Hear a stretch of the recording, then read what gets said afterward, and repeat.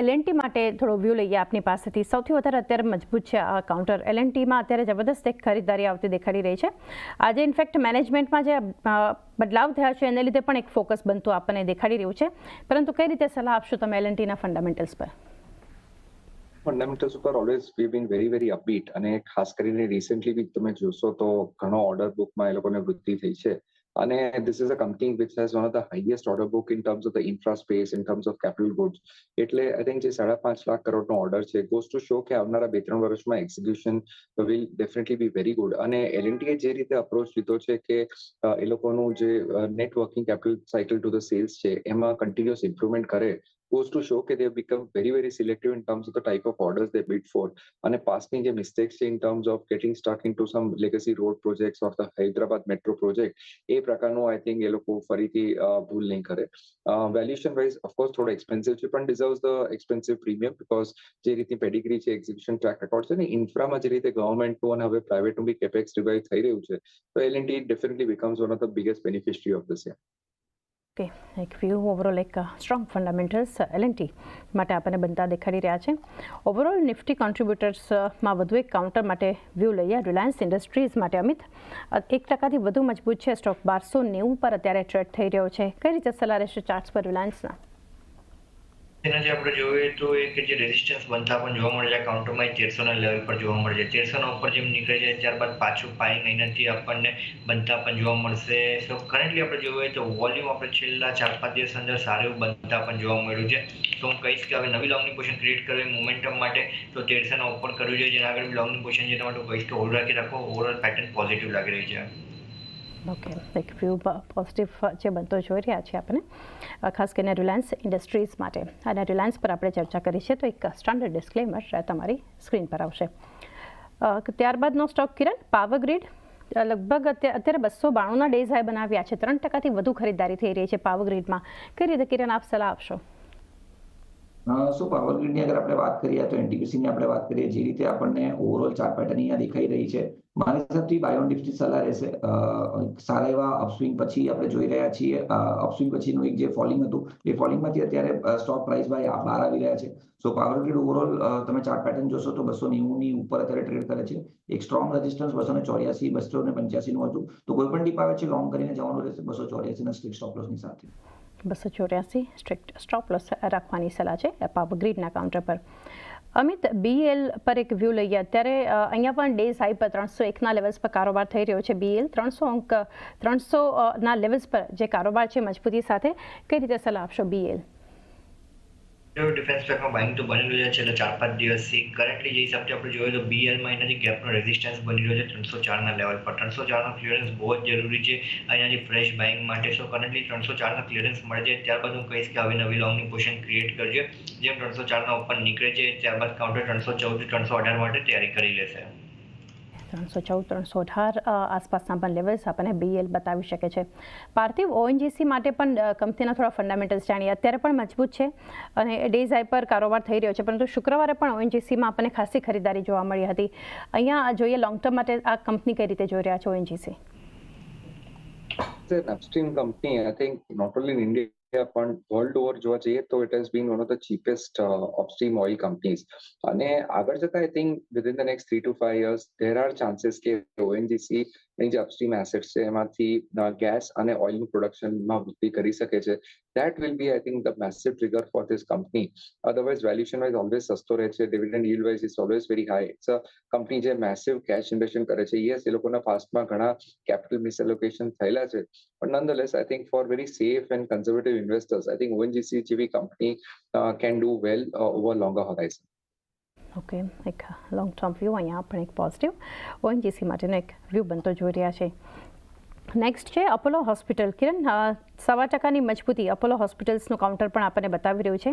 આજે કંપનીએ જે હિસ્સો ખરીદ્યો છે એ કેમમેડમાં 11.2%નો હિસ્સો જે ખરીદ્યો છે એ સમાચારને લીધે એક ફોકસ બનાવે છે. આપ કઈ રીતે સલાહ આપશો અહીંયા? અપોલો હોસ્પિટલ ઘણા વખતથી અમારા રડાર પર હતો. અમે 6,300 ની આજુબાજુ અમે અમારા ક્લાયન્ટ્સને પણ રેકમેન્ડ કર્યું હતું. જે રીતે ઓવરઓલ ચાર્ટ પેટર્ન આપણને અહીંયા જોવા મળી રહ્યું છે, ચોક્કસ જ મારા હિસાબથી એક બ્રેકઆઉટ સ્ટોક હતો. પરંતુ હવે અહીંયા ચેઝ નહીં કરીએ કારણ કે 200 દિવસની મૂવિંગ એવરેજનું રેઝિસ્ટન્સ 3700 ની આજુબાજુ છે. તો ઘણા બધા સ્ટોક્સમાં તમે જોશો 100 દિવસ 200 દિવસની મૂવિંગ એવરેજના રેઝિસ્ટન્સની આજુબાજુ ટ્રેડ કરે છે. તો રિટ્રેસ પર બાય કરો. અપોલો હોસ્પિટલની પર્ટિક્યુલરલી વાત કરીએ તો 65-6600 ની વચ્ચે લોંગ કરો, 6500 ની નીચેના સ્ટોપ લોસની સાથે. ઓકે, 6,500 નીચેનો એક સ્ટોપ લોસ ધ્યાનમાં રાખી શકો છો. અપોલો હોસ્પિટલ માટે એક વ્યૂ છે. નેક્સ્ટ ટેક મહિન્દ્રા. અમિત, 1% ખરીદદારી છે ટેક મહિન્દ્રામાં. અત્યારે 1425 આસપાસના લેવલ્સ બતાવી રહ્યું છે. કઈ રીતે ચાર્ટ સેટઅપ જોઈ રહ્યા છો કંપનીનું? હજી આપણે જોયું આ કાઉન્ટરમાં એનાથી કન્ફર્મેશન મળી નથી રહ્યું. કાઉન્ટર અપસાઇડમાં હજી આપણે જોઈએ તો સપ્લાય એનાથી બનતા પણ જોવા મળે છે 1435 ના લેવલ પર. 1435 નો ક્લિયરન્સ થાય છે, ત્યારબાદ જ મને લાગે છે એનાથી થોડું કન્ફર્મેશન બનશે લોંગની પોઝિશન ક્રિએટ કરવા માટે. જ્યાં સુધી 1435 બ્રેક નથી કરતો ત્યાં સુધી મને લાગે છે કાઉન્ટર 1400 થી 1435 ના રેન્જમાં ચાલતા આપણને જોવા મળશે. તો એક વ્યૂ ટેક મહિન્દ્રા પર બનતું દેખાડી રહ્યું છે. પાર્થિવ, કેપિટલ માર્કેટ સાથે જોડાયેલી કંપનીઓ લાસ્ટ વીક પણ એક ફોકસમાં હતી.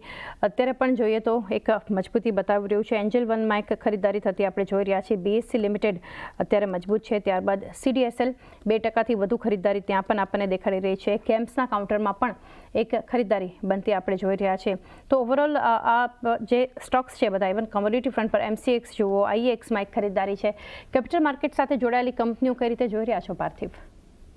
Yes, absolutely. આપણે જોયું કે બંને large cap indices have almost rallied from the lows to the tune of 6%. Mid cap small cap indices 8 થી 10% રેલી કર્યા છે. આજનું બી આપણે જો ગણીએ તો એવા સંદર્ભમાં I think all this companies જે સ્ટોક માર્કેટ રિલેટેડ છે they are massively corrected with the massive correction in the market. તો હવે એની અંદર એક value buy again it is getting emerged. So એવા સંદર્ભમાં ડેફિનેટલી લોંગ ટર્મ આઉટલુક આ લોકોનો સારો છે. અને of course they are market proxies but balance sheet wise they are very clean companies, free cash flow generating. એટલે લોંગ ટર્મ આઉટલુક ડેફિનેટલી આ પ્રકારની કંપનીઝો સારો છે. લોંગ ટર્મ આઉટલુક એક ઘણો સારો કેપિટલ માર્કેટ સાથે જોડાયેલી જે કંપનીઓ છે એના પર. કિરણ, ડિફેન્સમાંથી હિન્દુસ્તાન એરોનોટિક્સ પર એક વ્યૂ લઈએ. 4%ની મજબૂતી છે. અગર ફ્યુચરમાં જુઓ તો લોંગ સાઇડ પર બિલ્ટઅપ થઈ રહ્યું છે. ઓપન ઇન્ટરેસ્ટ એડિશન પણ આપણને બતાવી રહ્યું છે. તો HL માટે કઈ રીતે સલાહ આપશો કિરણ? આપણે વાત કરીએ તો અહીંયા પણ ઓફ લેટલી સારી એવી બાઇંગ આપણને જોવા મળી હતી. અત્યારે કરંટ માર્કેટ પ્રાઇસ પર તમે જોશો તો 100 દિવસની મૂવિંગ એવરેજ ઉપર સસ્ટેન કરે છે. તો અહીંયા જેમની પાસે છે એમણે હોલ્ડ કરવાનું રહેશે. નવી ખરીદારી માટે જો કોઈ પણ ડીપ આવે છે 3900 ની આજુબાજુ તો ચોક્કસ જ મારા હિસાબથી લોંગ કરવું જોઈએ. ઓકે, તો એક વ્યૂ થોડું એક ઘટાડના લેવલ 3900ની આસપાસ આવે છે. તો ફ્રેશ એન્ટ્રી પણ HLમાં કરી શકો છો. અમિત, ટાઇટનમાં એક પ્રેશર છે અત્યારે. લગભગ 0.5% નીચે છે સ્ટોક. ઓલમોસ્ટ ડેઝ લોના લેવલ પર છે ટાઇટન. તો એક વ્યૂ આના પર? તો એનાથી મને લાગે થોડો ઘટાડો હજી જોવા મળશે. ડાઉનસાઇડમાં જે હિસાબથી આપણે જોઈએ 3075 નો સપોર્ટ બની રહ્યો છે, ત્યાં સુધી મને લાગે છે ઘટાડો જોવા મળી શકે છે. જેમ 3080 75 ના આસપાસ આવે છે ત્યારબાદ થોડી બ્રેક લાગતા પણ જોવા મળી શકે છે. તો જેના આગળ બી લોંગની પોઝિશન છે એના માટે હું કહીશ કે 3075 ને એક સ્ટોપ લોસ લગાડો. એ બ્રેક થઈ જાય તો લોંગમાંથી એક્ઝિટ કરવાની સલાહ રહેશે. અપસાઇડમાં જેમાં કાઉન્ટર પાછો 3130 ઉપર નીકળે છે ત્યારબાદ મને લાગે છે પાછું બાઇંગ જોવા મળશે. જ્યાં સુધી 3130 નો લેવલ બ્રેક ના થતો ત્યાં સુધી મને લાગે છે થોડુંક પ્રેશરમાં રહેવું જોઈએ કાઉન્ટર. 3120 આસપાસનો એક લેવલ સેટ જરૂરી રહેશે ટાઇટન માટે. ત્યારબાદ પાર્થિવ, એક ગોદરેજ પ્રોપર્ટીઝ પર આપણે ચર્ચા કરી, પરંતુ આ સિવાયનો રિયલ એસ્ટેટ જો લોધાનું કાઉન્ટર મેક્રોટેક ડેવલપર્સ લગભગ 3.5%ની ખરીદારી આપણને બતાવી રહ્યું છે. ત્યારબાદ DLFમાં લગભગ 0.5% આસપાસની મજબૂતી બનતી જોઈ રહ્યા છીએ. ઓબરો રિયલ્ટી ત્યાં પણ 1.5%ની આપણને ખરીદારી જે છે એ થતી બતાવી રહી છે. તો ઓવરઓલ આ સેક્ટર જે છે એને તમે કઈ રીતે જોઈ રહ્યા છો? આ બધી કંપનીઝ વચ્ચે I think we are little bias towards Ahmedabad based real estate companies જેમ કે ગણેશ હાઉસિંગ છે. આઈ થિંક બહુ ઓછી ચર્ચા થાય છે કંપની, પણ તમે જોશો છેલ્લા 3 વર્ષમાં આ કંપનીએ શેર હોલ્ડર્સ માટે સબસ્ટેન્શિયલ વેલ્થ ક્રિએટ કરી છે. અને જે રીતની કંપની પાસે લેન્ડ બેંક છે અને જે રીતે આગળ જતા એક્ઝિક્યુશનના પ્લાન્સ છે અને they are going to focus a lot on annuity based incomes based on their IT park project. તો એવા સંદર્ભમાં ડેટ ફ્રી બેલેન્સ શીટ હોવાનો એક એડવાન્ટેજ તો રહે છે. Plus they are right now having cash rich status. તો definitely I think કંપનીનું આઉટલુક જે છે બહુ સારું છે. લેગસી લેન્ડ બેંકની value I think kind of હજી be it's not kind of reflected in the stock market valuation. તો એવા સંદર્ભમાં long term outlook with even the outlook of Ahmedabad as a real estate hub is improving, so which will definitely benefit companies like Ganesh Housing.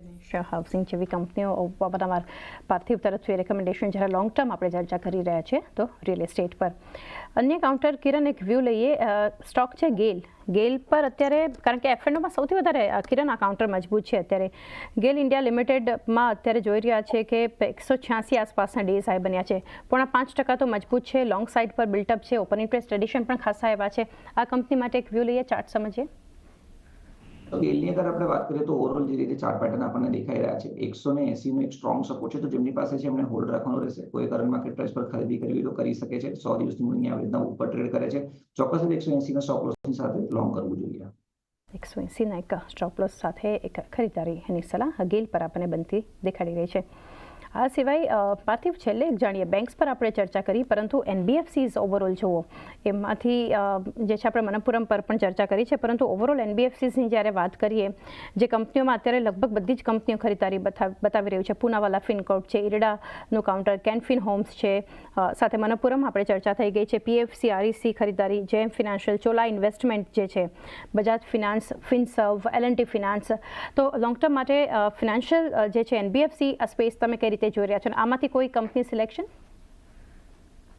સ્પેસમાં I think will have to be very selective Manappuram આપણે discuss કર્યું જેનો long term outlook after being capital looks very interesting and compelling Bajaj Finserv જે છે I think that is a holding company of Bajaj Finance plus હવે એ લોકો ઇન્સ્યોરન્સમાં જે કેપિટલ ગાર્નર કરશે એનું કઈ રીતે ડિપ્લોયમેન્ટ કરશે all these are very interesting aspects four long term run અને બજાજ ગ્રુપનો આપણે જાણીએ છીએ capital allocation track record has been very fine તો એવા સંદર્ભમાં આઈ થિંક ડેફિનેટલી ત્યાં પણ અમને લોંગ ટર્મ ઇન્ટરેસ્ટ રહેશે તો એક વ્યૂ ઓવરઓલ એક એનબીએફસીઝ માટે એક બનતું દેખાડી રહ્યું છે તો એ સાથે જ રજા લેવાનો સમય થયો છે પાર્થિવ આપના ડિસ્ક્લોઝર્સ જાણીએ see very safe to assume ઘણા બધા સ્ટોક્સ અને સેક્ટર્સ આપણે આ શો પર ડિસ્કસ કર્યા છે તો એના અમુક સ્ટોક્સ અને જે સેક્ટર્સ છે એ અમારા લોંગ ટર્મ ઇન્વેસ્ટમેન્ટ પોર્ટફોલિયોઝમાં હોઈ શકે છે અમે ક્લાયન્ટ્સ જે પણ એની લોંગ ટર્મ આઉટલુક માટે ભલામણ કરી હોય અને તમારા બધા વ્યુઅર્સની જ રિક્વેસ્ટ છે જે પણ તમે શેર બજારમાં કામગીરી કરો એ ઓલવેઝ તમારા ઇન્વેસ્ટમેન્ટ એડવાઇઝરની સલાહ લઈને જ કરવી અને આ શો પર મને લાભ બદલ તમારા લોકોનો ખૂબ આભાર